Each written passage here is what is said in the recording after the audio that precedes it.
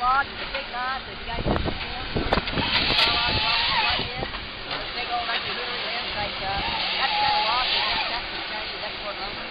Opposite end of the spectrum, a lot of the 16-inch timber makes good, high-line, high-quality lumber we call our gold label products.